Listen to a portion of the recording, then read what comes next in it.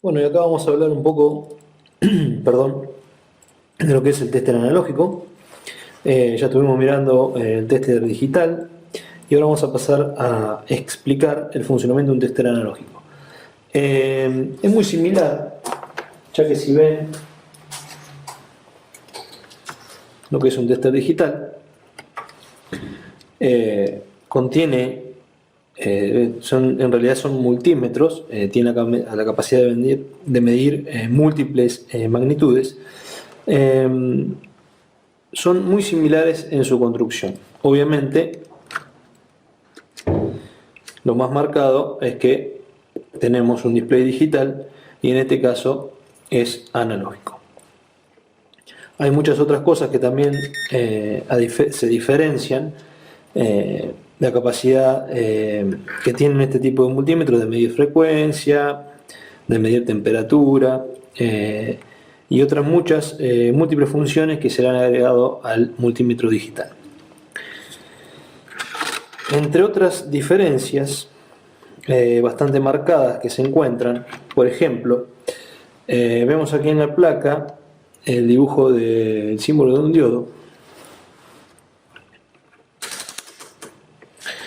Posicionamos el multímetro digital para medir la escala de diodo, como ya habíamos mencionado,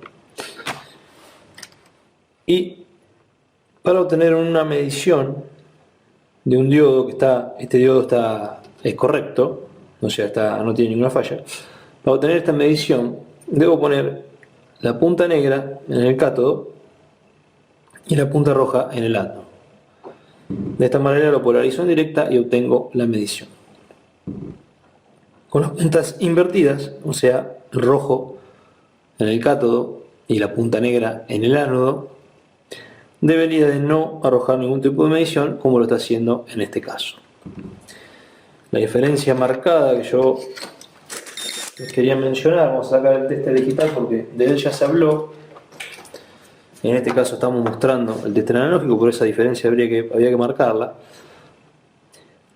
Para medir el diodo, lo mismo que medimos recién, debemos poner el multímetro por 1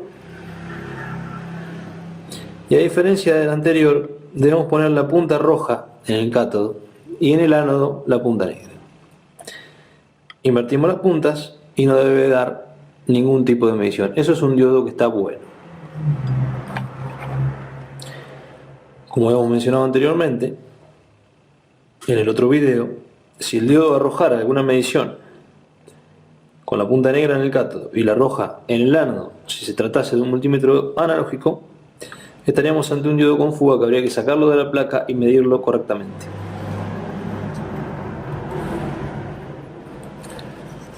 Esa diferencia con el tester digital es muy importante, aparte del display y de las otras funciones que se le agregan a los testers digitales actualmente, de remarcarla. Después vemos que tenemos el resto de las cosas muy similar. La posibilidad de medir corriente alterna, la posibilidad de medir resistencia, ya que la unidad de medida de resistencia es el ohm. Posicionamos en ohm y tenemos para medir en escala por 1, en escala por 10, en escala por 100, en escala por 1K y en escala por 10K. Pasamos a la parte de corriente continua y vemos que tenemos hasta 50 microamperes. Y lo que es aquí la parte de voltaje, tenemos para medir desde 0,5 volt, o sea 500 milivolt, hasta los 1000 volt. Este es un tester muy básico, un tester analógico muy básico, pero que ya, como vieron recién, sirve para medir diodos, sirve para medir resistencias, sirve para medir la magnitud de corriente, la magnitud de tensión, y es muy útil a la hora de localizar lo que son las fugas en los diodos, ya que lo ponemos en la escala por 10K. Y si nosotros medimos el diodo, en este caso va a medir seguramente algo porque está en placa. El diodo fuera de la placa, este diodo está bien. El diodo fuera de la placa no debería de marcar nada. Pero esto me sirve de ejemplo para decir que si un diodo ponemos con el tester analógico, ponemos la punta negra en el cátodo y la roja en el ánodo, a diferencia de esto, acuérdense con el digital, que era la inversa, y arroja un tipo de medida como ese tipo que estamos viendo ahí, el diodo tendría fugas.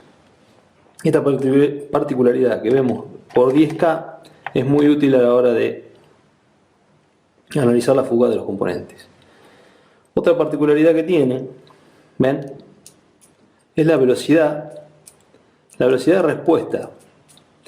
Nosotros muchas veces vamos a tener una falla en la placa, que es una falla donde actúan las protecciones. Eso ocurre en milisegundos. Muchas veces el tester digital no llega a marcarnos lo que es ningún tipo de medición, ya que no lo toma como una medición y no marca nada en el display. El tester analógico generalmente uno ya lo predispone con pinzas tipo cocodrilo en la placa, pone en funcionamiento la placa,